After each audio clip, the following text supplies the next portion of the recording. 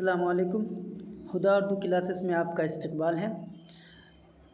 Class 10th के Urdu objective questions की chapter wise series में आज हम ग्लोबल वार्मिंग यानी आलमी हिद्दत वाले सबक से जो ऑब्जेक्टिव क्वेश्चंस आंसर्स बन सकते हैं उन सब को डिस्कस करेंगे। तो चलिए शुरू करते हैं बिला ताख़ीर। सवाल नंबर एक में उर्दू में मज़मून निगारी का आगाज़ किस कॉलेज से हुआ? तो उर्दू में मज़मून निगारी का आगाज़ जो हुआ था वो फोर्ट विलियम कॉलेज से हुआ था। सवाल नंबर 2, दर्ज झैल में से कौन मज़मून निगार है? तो दर्ज झैल में से जो मज़मून निगार हैं वो सर सैयद अहमद ख़ान, डॉक्टर अब्दुल मुग़नी, प्रोफेसर लुत्फ़ुर्रहमान, इनमें से सभी। तो इनमें से सभी जो हैं वो मज़मून निगार हैं और इनमें से सभी के मज़ामीन जो हैं हमारे सिलेबस में दाखिल है। सवाल नंबर 3, शामिल निसाब मज़मून रिया के मज़मून निगार कौन है? तो रिया के मज़मून निगार जो है वो सर सैयद अहमद ख़ान हैं जो कि हमारे सिलेबस में है। सवाल नंबर 4, मज़मून अदब की पहचान के मज़मून निगार कौन है? तो मज़मून अदब की पहचान के मज़मून निगार जो हैं वो डॉक्टर अब्दुल मुग़नी हैं। सवाल नंबर 5, मज़मून उर्दू ड्रामा निगारी और आगा हश्र के मज़मून निगार कौन है? तो इस मज़मून के मज़मून निगार जो हैं वो प्रोफेसर लुत्फ़ुर्रहमान हैं, ना कि आगा हश्र काश्मीरी। सवाल नंबर 6, ज़मीन क्या है? सितारा, सैयारा, गैलेक्सी, मज़कूरा बाला, सभी। तो ज़मीन जो है वो एक सैयारा है जिसे हम इंग्लिश में प्लानेट या हिंदी में ग्रह कहते हैं। सवाल नंबर 7, ग्लोबल वार्मिंग की असल वजह क्या है? तो ग्लोबल वार्मिंग की असल वजह जो है वो ग्रीन हाउस गैस है। सवाल नंबर 8, ग्लोबल वार्मिंग किसे कहा जाता है? तो ग्लोबल वार्मिंग जो है ज़मीन में के दर्जे हरारत में औसत इजाफे को क्या कहा जाता है? ग्लोबल वार्मिंग कहा जाता है। सवाल नंबर 9, मीथेन गैस किससे सबसे ज़्यादा निकलती है? तो मीथेन गैस जो है वो धान के खेतों से, गाय भैंस के गोबर से, दोनों से, इन दोनों में से किसी से नहीं। तो मीथेन गैस जो है ये दोनों से निकलती है, एक धान के खेतों से, दूसरे गाय भैंस के गोबर से। तो इन दोनों से सबसे ज़्यादा निकलती है।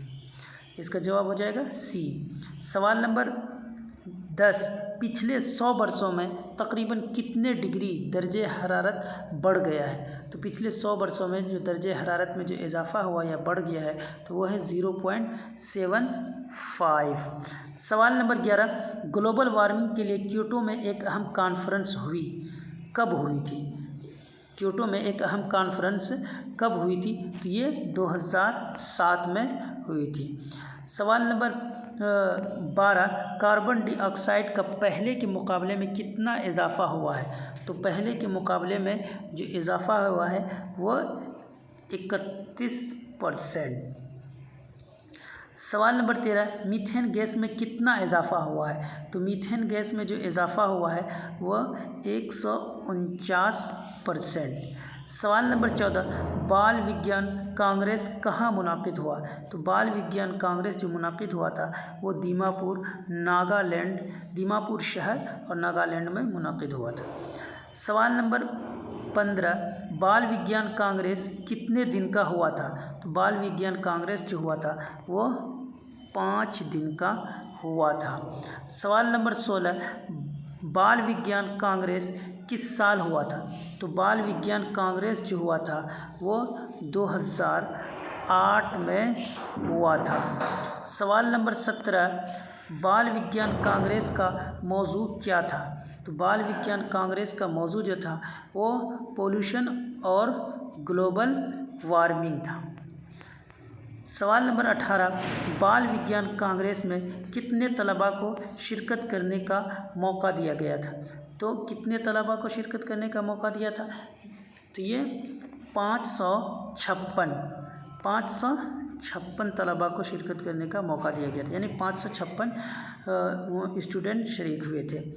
सवाल नंबर 19, यहाँ पे बाल छूट गया है, आप इस बाल विज्ञान कांग्रेस में कितने असातिज़ा यानी टीचर्स ने शिरकत की थी?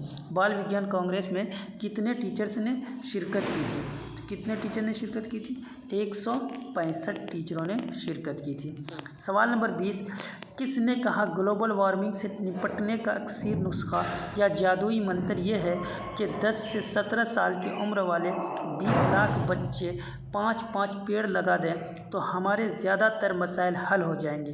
तो ये बात किसने कही थी? ये बात डॉक्टर APJ अब्दुल कलाम ने कही थी, क्योंकि वही इस जलसे के या इस कांग्रेस के क्या थे? मेहमान खुसूसी थे। तो उन्होंने एक तरीके से एक जादुई मंत्र दिया था कि 10 से 17 साल की उम्र वाले बच्चे 20 लाख बच्चे 5-5 पेड़ लगा दें तो इस मसले का हल निकल जाएगा। तो ये सबक ग्लोबल वार्मिंग यानी आलमी हिद्दत से 20 सवालात जो हमने तैयार किए थे, ऑब्जेक्टिव सवालात, आप इसको ज़रूर पढ़ें।